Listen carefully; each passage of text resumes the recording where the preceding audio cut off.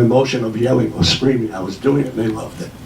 And time after time, people would say, he's a natural, he's a natural. Let me say what natural meant to me then. To me, it was an insult.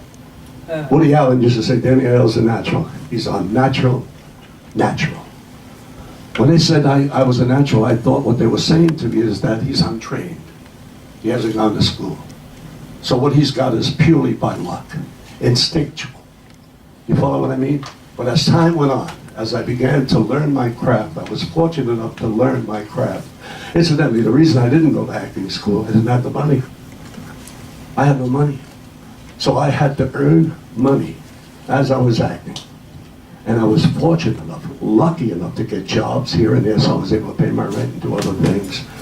And I became an actor, like so many people in this audience.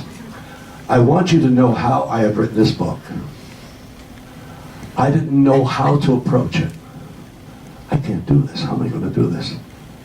My co-writer, a wonderful guy, Gil Revell, comes over to me, says, then there's going to be a book. I said, yeah, I know, but listen, Gil, I don't want to do anything. I want you to write this book in its entirety. Now, I want you to do your due diligence. I want you to go on the computer, study everything that you can read about Danny Aiello on the computer, and everything you get, I want you to write down, and then come to me and ask me questions about what you've learned.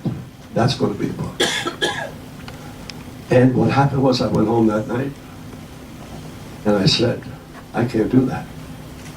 I have to write this book. It's got to be me. So I began that day writing the book, that night. Couldn't sleep. I didn't sleep for weeks. Believe me, this was the most terrifying thing I've ever done. I've always had the greatest respect for writers. But since I've written this book, I could not have more respect for any writer who writes whatever he or she writes. I just admire it so much because of the difficulty that I had gone through. And it's important to know, while I was writing this book, I had a 4-pound Maltese in my arm sitting. Sophie Bell is her name, sitting on my hand. Never moved until I put her down. She would not go herself to eat, to go to the bathroom, nothing. She'd sit there. And I wrote the book in its entirety on Siri. And I didn't have to pay her a cent. I wrote the book in film career, and you know, I understand about your lack of formal training, but when you are approaching a play or a film, do you prepare differently? No, I prepared the way I prepare. There's no roadmap for me because I didn't follow anyone else was a lead, because most of the people I knew were trained actors. I simply got the script and make certain that I remember, kept working until I was very much familiar with it. And I utilized what I say to myself, things that I've experienced in life. I know who the character is, I know what I have to produce, and I simply try to concentrate as much as possible on bringing that character to life. It's really not difficult. It's really about imagination. If you have a good imagination, you can develop any character. And the characters that I most like are those that appear natural. You know what I mean? The hardest thing in the world to be is natural on the screen or on the stage.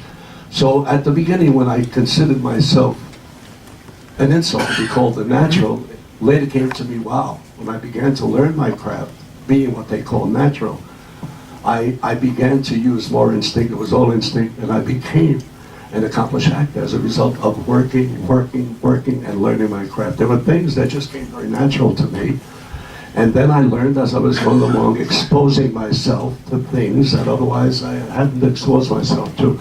And most of the emotions that I may gather as any character that I play, I've witnessed in my life. I've been shot, I've been stabbed, I got in fights like crazy, I stole, I did every conceivable thing imaginable to you. With the exception of doing drugs, I put down drugs all my life, never took it. And what really formulated my life was where I became a very shy child, because I was left back in school as a child. I had eczema, and I would sit in the front row, and that's why I always sat, because for some reason the teachers loved me. I don't know, I was a skinny little kid with a missing tooth. But I had a great problem of ripping myself apart.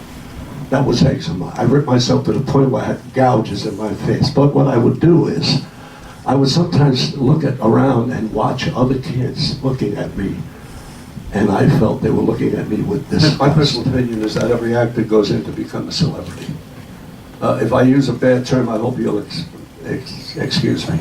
I think they're full of shit. I think they go there until they make it. When they make it, when they become this big star, they generally find this reason to say, "No, you're bothering me. Oh, please don't."